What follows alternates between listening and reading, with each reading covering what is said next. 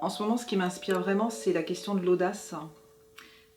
Comment juste être soi-même. Alors évidemment, cette question, elle n'est pas là ici et maintenant, juste ici et maintenant, elle est là depuis 46 ans, peut-être même probablement avant. Simplement aujourd'hui, elle se reflète à travers ma vie de femme, ma vie de mère, ma vie de professionnelle. Probablement parce que mes 3 enfants sont en train de partir de la maison et que finalement, je me dis, voilà, c'est quoi être une femme en 2019, 46 ans, de quoi j'ai envie pour moi. Et ça résume finalement cette question de quoi j'ai envie pour moi, une question existentielle que j'ai depuis que je suis petite, c'est pourquoi je suis née. C'est vraiment une question importante pour moi. Je pense que j'ai cette foi profonde qu'on est chacun une cellule de la grande humanité et qu'on a chacun quelque chose à expérimenter pour donner le meilleur de soi-même. Alors toute la question c'est effectivement qui je suis, qu'est-ce que je peux donner à la grande humanité, à quoi je peux participer. Et si je reprenais une phrase de la Bible, ce serait qu'as-tu fait de ton talent? Qu'as-tu fait de ton talent, c'est cette phrase qui nous invite à réfléchir finalement sur je suis au service de quoi? Si je suis la cellule du bout du doigt, et l'index en particulier, je peux faire tellement de choses avec un index. Et si je suis la cellule du bout du doigt de pied, c'est aussi comment je vais marcher avec le pied droit ou le pied gauche. Et voilà, moi, Céline, en tant qu'individu, en tant que femme, dans cette vie-là, c'est qu'est-ce que je vais pouvoir apporter, contribuer, participer. J'ai cette phrase qui est un petit pas pour toi, un grand pas pour notre humanité, et ça a commencé par moi. Quel est le premier petit pas que j'ai pu faire? Alors, je vais vous lire une histoire. Une histoire que, évidemment, j'ai trouvée par hasard. C'était en 2009. J'étais à un moment de ma vie, il y a 10 ans, où beaucoup de choses avaient bougé déjà. Et donc 36 ans, en 2009. Et je me demandais franchement comment j'allais pouvoir avancer et comment j'allais pouvoir participer vraiment et faire de mon mieux. Et je suis allée dans une librairie à Nantes. Et à l'époque, les librairies, il devait y avoir peut-être 5 livres en développement personnel, c'est dire. C'était pauvre. Et la vendeuse me dit, voilà, c'est par là, allez chercher là-bas ce que vous cherchez. Je ne savais pas trop ce que je cherchais, mais en tous les cas, j'ai cherché. Et je suis tombée sur un livre, par hasard, Formé par les contes. Et je l'ai... Je vais vous montrer. Alors, évidemment, il est noté, archi-noté, je ne vous montre même pas l'intérieur, c'est... Voilà. Et j'ai ouvert, toujours par hasard, et j'ai ouvert sur ce texte que je vais vous lire, qui s'appelle « Le phare de Magdèche ». Et en sous-titre, entre parenthèses, était écrit « Le coach ». Et là, je me suis dit, ça me parle. Je ne savais pas encore comment ça allait me parler, mais ça me parlait déjà. Cette histoire se passe lors de la prime jeunesse d'un mage nommé Shahram. Bien avant qu'il devienne un puissant sorcier. Peu de gens la connaissent, en vérité, car peu de gens peuvent l'entendre. Je vais maintenant te la conter. Ouvre grand ton cœur et laisse les mots te caresser. Et sois attentif, car l'histoire est aussi brève qu'elle est riche d'enseignements. En ce temps-là, Shahram, qui n'était qu'un apprenti magicien mal dégrossi, suivait l'enseignement d'un nommé Édamir. En apparence, Édamir était quelconque. Ses traits étaient insignifiants et ses manières effacées. Il serait passé inaperçu au cœur même du désert.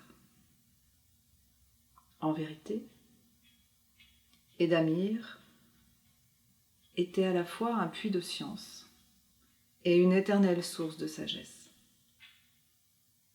Son nom était vénéré chez les savants, les sorciers et les alchimistes du monde connu. Un soir, alors qu'ils se promenaient tous deux, leurs pas les conduisirent non loin du phare de Magdèche. C'était le plus haut de tous les rivages, le plus haut de tous les phares. Un colosse, un vrai colosse à vrai dire. Son immense foyer alimenté 3 fois par jour, ainsi qu'un complexe système de lentilles et de miroirs, conçu par des mathématiciens de l'université de Lundra, lui conférait une lumière d'une intensité et d'une puissance inégalées. Charam désigna le phare et dit « Maître, je veux être comme le phare de Magdèche, briller jour et nuit, éclairer le monde de mon savoir et dispenser mes lumières à ceux qui les demandent. »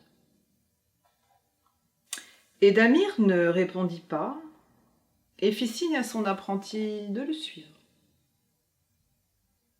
Ils se rendirent tout près du phare. Et là, Edamir dit à Charam, « Regarde, que vois-tu »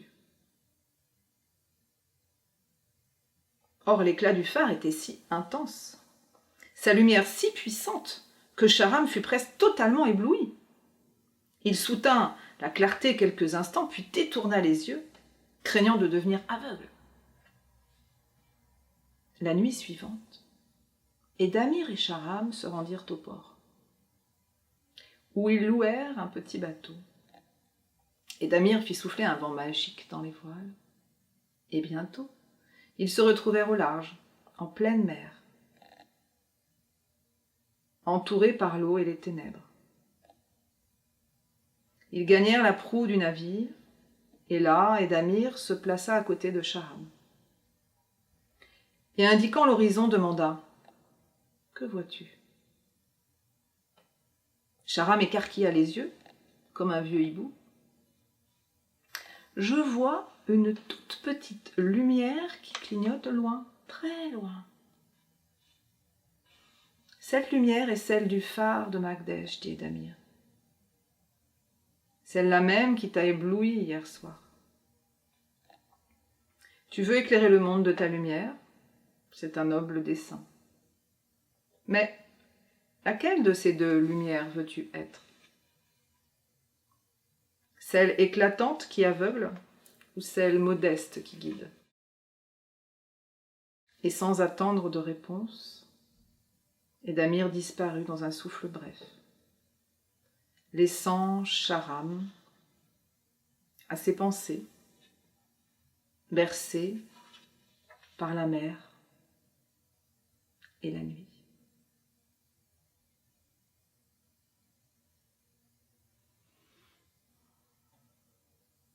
Et moi, Céline, je me revois dans cette bibliothèque à Nantes en 2009. Et je comprenais finalement l'importance de ce film, le premier jour du reste de ma vie, quel était le sens qu'il allait enfin prendre.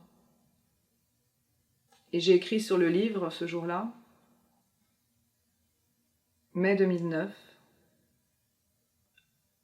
la lecture du conte Le phare de Magdèche m'a ouvert les yeux sur mon chemin.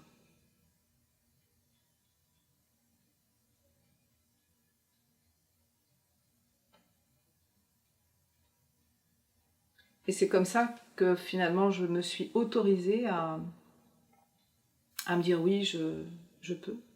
Je peux écouter mon cœur, je peux écouter mon âme, je peux écouter ce qui est juste pour moi.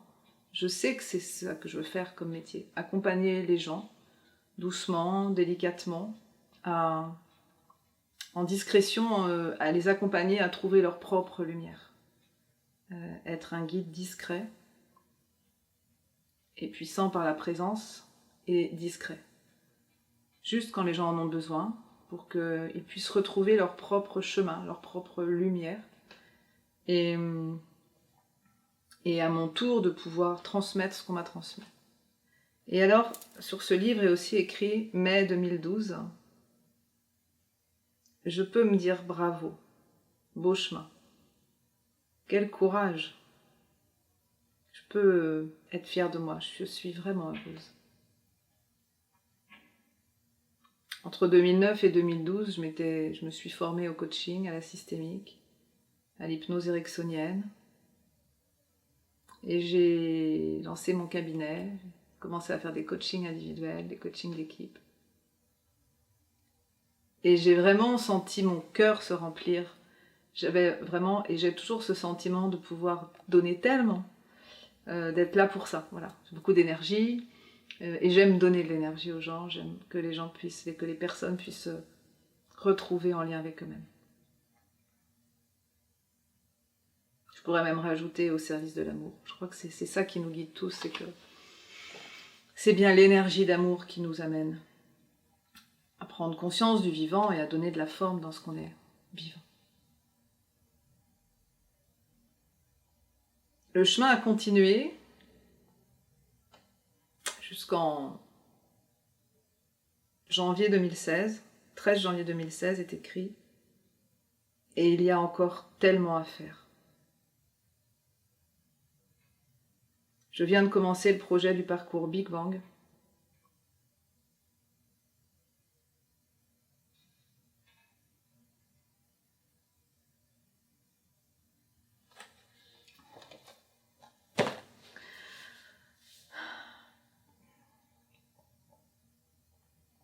Je sème des graines.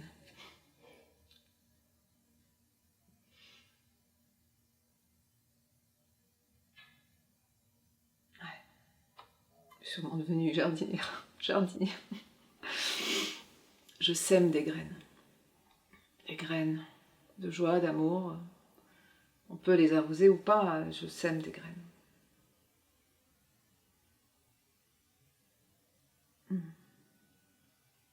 Et j'aime ça.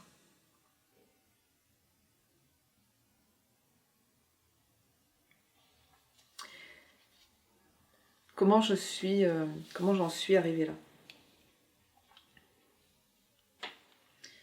Je pense que j'ai eu la grande chance de choisir probablement la bonne famille dans ce bon karma pour devenir qui je suis péniblement. Et la personne qui m'a appris, il y a 2 personnes qui m'ont appris beaucoup à transmettre les graines. C'est mon grand-père et ma grand-mère qui m'ont élevée. Je suis plutôt arrivée dans une famille monoparentale avec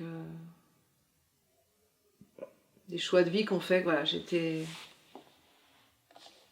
élevée les 10 premières années par mes grands-parents. Et c'est une vraie grande chance. Mon grand-père est né en 1905 et ma grand-mère en 1913. Ils ont vécu les 2 guerres. Et je crois qu'ils m'ont transmis vraiment ces valeurs d'humanité, d'amour, de persévérance, d'effort, de don. Et c'est ce qui fait que je suis qui je suis aujourd'hui. Et je me souviens encore de la petite Céline qui ramasse les asperges avec son grand-père, qui prend soin du jardin, être avec ma grand-mère dans la cuisine, de cuisiner, de prendre soin des gens, personnes qui sont là. Simplement. Et sans cette simplicité, je pense que je serais devenue quelqu'un de chiant, peut-être, compliqué. Oh, je l'ai été, hein. Je peux l'être aussi. En tous les cas, j'aurais peut-être manqué de clairvoyance. Et ils sont toujours là, d'une autre façon. Et puisque je suis vivante, ils sont aussi en moi, dans mes cellules. Et ils participent vraiment à qui je suis, pleinement. Donc merci à tous mes ancêtres. Vraiment, d'être qui ils sont. Parce que je suis qui je suis grâce à eux.